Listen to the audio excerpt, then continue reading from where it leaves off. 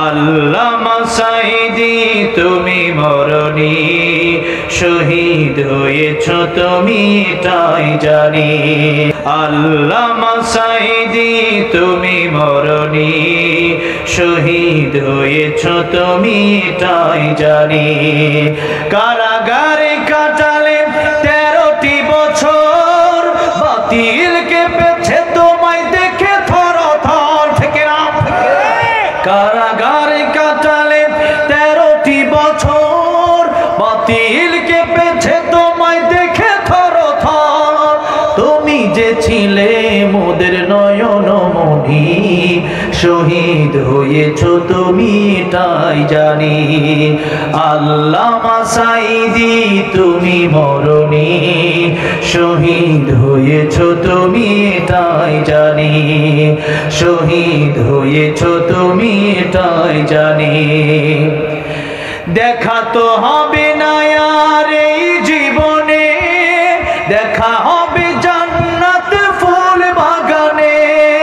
দেখা তো হবে না আর এই জীবনে, দেখা হবে জান্নাত ফুল বাগানে।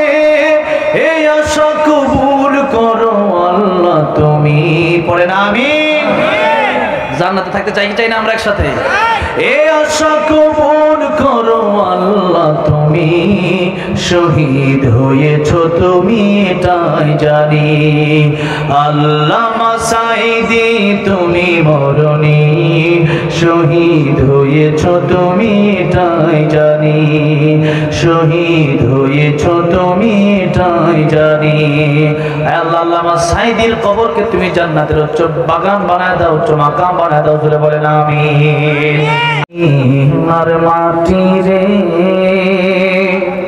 সকল সুখ বুঝি তোর কপালে, ও মদিনা রে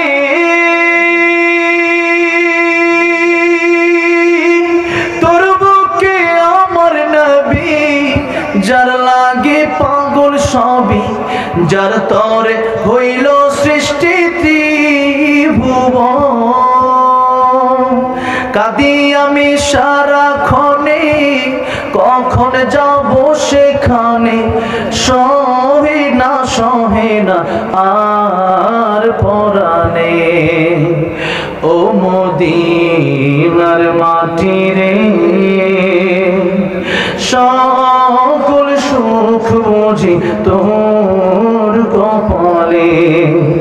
ও মদিনারি পাখি যদি হতাম আমি, উড়ে উড়ে যেতাম আমি, থাকতো না মনে কোনো যাতনা। দেহে নাই পাখায় আমার, সাথে নাই টাকায় আমার, কেমনে কেমনে যাব সেখানে। ও মদিনার মাটি রে সকল সুখ বুঝি তোর কপালে। আল্লাহ জীবনে একবার হলেও সবাই রে মক্কা মদিনা যাওয়ার তৌফিক দিয়ে দিও।